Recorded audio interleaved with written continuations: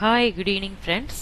இப்போ நம்ம என்ன பார்க்க போகிறோம் அப்படின்னா எக்ஸலில் ஒரு சின்ன டிப்ஸ் தான் பார்க்க போகிறோம். அது என்ன டிப்ஸ் அப்படின்னா copy and paste. Copy and பேஸ்ட்டுங்கிறது நம்ம நார்மலாக ஜஸ்ட் கண்ட்ரோல்-C கொடுத்தா காப்பியாகவும் கண்ட்ரோல்-V கொடுத்தா பேஸ்ட்டாக இதென்ன வரும் அப்படின்னா அதில் என்ன டிப்ஸ் அப்படின்னு பார்த்தீங்க அப்படின்னா ஒன்றும் இல்லை. இப்போ நம்ம என்ன பண்ணியிருக்கோம் அப்படின்னா இப்போ நான் இந்த இடத்துல நான் வந்து இந்த காலமில் வந்து பார்த்தீங்க அப்படின்னா 1/1 உள்ளதுக்கு பேர் வந்து ரோஸ்ன்னு சொல்லுவோம். இங்கே இருக்கு இல்லையா ஏபிசின்னு இருக்கு இல்லையா, இதுக்கு பேர் வந்து காலம் அப்படின்னு சொல்லுவோம். இப்போ நான் என்ன பண்ணியிருக்கேன் அப்படின்னா ஜஸ்ட் ஒரு நேம் அண்ட் அட்ரஸ் வந்து அதில் நான் வந்து டேட்டாஸ் வந்து என்ட்ரி கொடுத்து வச்சுருக்கேன். இப்போ நார்மலாக இந்த டேட்டாவை அப்படியே காப்பி பண்ணி பேஸ்ட் பண்ணணும் அப்படிங்கிறப்ப என்ன பண்ணுறோம் அப்படின்னா இதை ஃபஸ்ட் என்ன பண்ணுறோம், செலக்ட் பண்ணிவிட்டு காப்பி பண்ணுறதுக்கு என்ன கீபோர்டில் அப்படின்னா Ctrl+C அப்படின்னு கொடுத்தீங்கன்னா காப்பி ஆகிடும். பேஸ்ட் பண்ணுறதுக்கு பார்த்தீங்க அப்படின்னா Ctrl+V அப்படின்னு கொடுத்தீங்கன்னா ஜஸ்ட் அந்த டேட்டா அப்படியே பேஸ்ட் ஆகி வரும். ஓகே, இப்போ நான் என்ன பண்ண போகிறோம் அப்படின்னா இந்த காப்பி பண்ண டேட்டாஸை வந்து காலம் வைஸ் வந்து நம்ம வந்து என்ன பண்ண போகிறோம் அப்படின்னா பேஸ்ட் பண்ண போகிறோம்.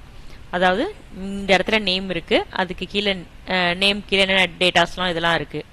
இப்போ நான் என்ன பண்ண போகிறேன், இந்த நேம்குள்ளே உள்ள இந்த ஸ்ட்ரீட்டுங்கிறது இங்கே வந்துடணும், பிளேஸுங்கிறது இங்கே வந்துடணும், பின்கோடுங்கிறது இங்கே வந்துடணும். ஸோ எனக்கு 1/row வைஸில் எனக்கு வந்து பேஸ்ட் ஆகி எனக்கு வரணும் அப்படின்னு சொல்ல போகிறேன். அதுக்கு என்ன பண்ணுறோம் அப்படின்னா ஃபஸ்ட் செலக்ட் பண்ணிக்கிறோம் அந்த டேட்டாவை. நான் ஹெட்டிங் இல்லாமல் செலக்ட் பண்ணி 2 டைம்ஸ் செஞ்சு காமிக்கிறேன். ஃபர்ஸ்ட் என்ன பண்ணுறேன், ஹெட்டிங்கோட செலக்ட் பண்ணிக்கிட்டு Ctrl+C அப்படின்னு கொடுத்து காப்பி பண்ணிக்கிறேன். காப்பி பண்ணிவிட்டு இந்த இடத்துல பேஸ்ட் பண்ணுறப்ப என்ன பண்ண போகிறோம் அப்படின்னா பேஸ்ட் ஸ்பெஷல் போகிறோம். எப்படி பேஸ்ட் ஸ்பெஷல் போகலாம் அப்படின்னா மெனு வைஸ் போகிறோம். என்னன்னா ரைட் கிளிக் பண்ணி பேஸ்ட் ஸ்பெஷல் அப்படிங்கிற ஆப்ஷனில் கூட போகலாம். கீபோர்டில் ஷார்ட்கட் கீஸில் என்ன பண்ண போகிறோம் அப்படின்னா Ctrl+Alt+V கொடுத்தீங்கன்னா பேஸ்ட் ஸ்பெஷல் அப்படிங்கிற ஒரு விண்டோன்னு வந்துடும்.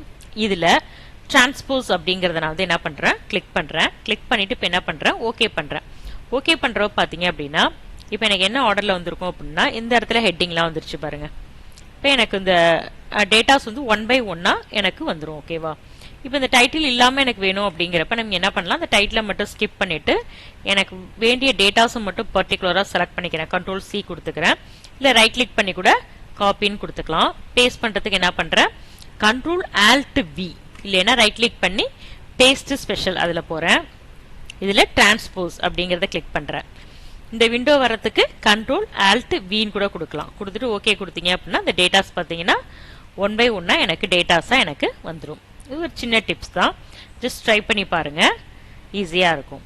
தேங்க்யூ.